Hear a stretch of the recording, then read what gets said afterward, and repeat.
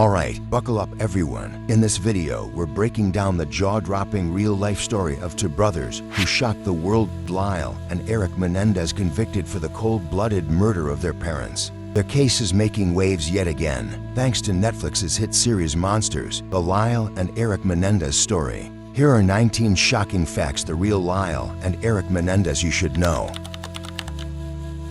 On August 20th, 1989, Jose and Kitty Menendez were ruthlessly executed in their Beverly Hills mansion. A mind-blowing 15 rounds were fired from the shotguns, leaving their home looking like a war zone. Police first thought this was some sort of gangland hit, but they couldn't have been more wrong. Lyle Menendez's desperate 911 call reporting the cold-blooded killing of his parents sent shockwaves through the nation. But Erik, his breakdown didn't hit until much later, almost like the crime didn't fully register until the dust settled. After their parents' violent demise, these brothers weren't exactly grieving. They were out living the high life, with Lyle splashing out $64,000 on a Porsche like it was pocket change. Their total spending spree, a staggering $700,000. It took 6 months, but the law finally caught up. Lyle was nabbed at home, while Erik, cool as ever, turned himself in after jetting back from a tennis tournament in Israel. The arrogance. Their therapist, of all people, had their confession caught on tape, but it didn't stop there. He held onto the tapes like a snake, trying to extort money from the brothers. That's next-level betrayal.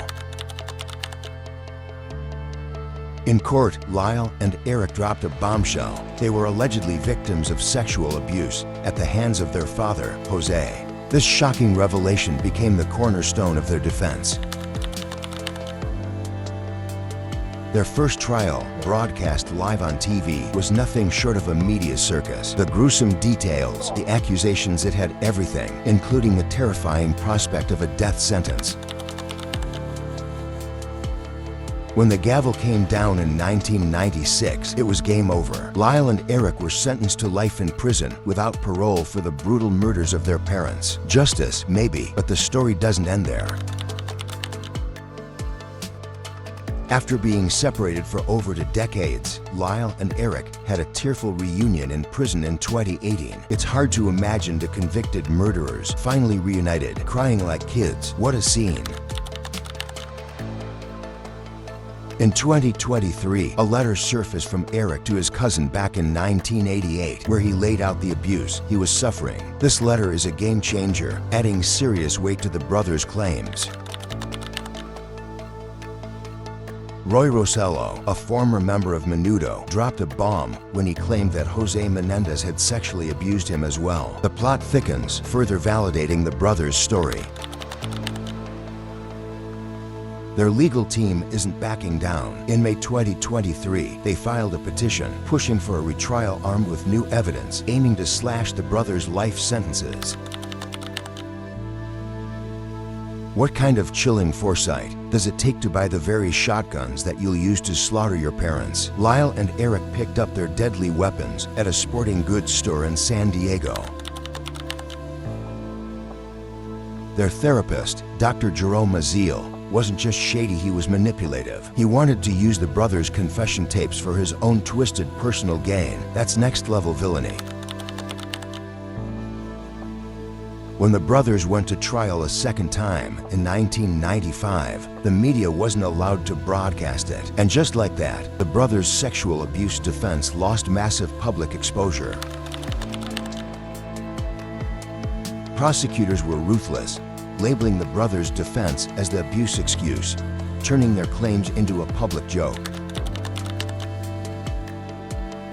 This case became one of the first to explode on live TV, turning Lyle and Erik into household names and pushing the boundaries of televised justice. Turns out, some jurors believed the brothers' story, sort of. They thought the brothers had definitely experienced psychological abuse, but weren't entirely sold on the sexual abuse claims.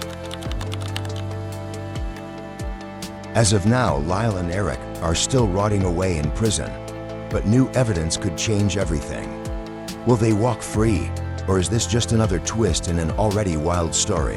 This case isn't over, and with Netflix putting a new spotlight on it, the world's eyes are once again on these two brothers.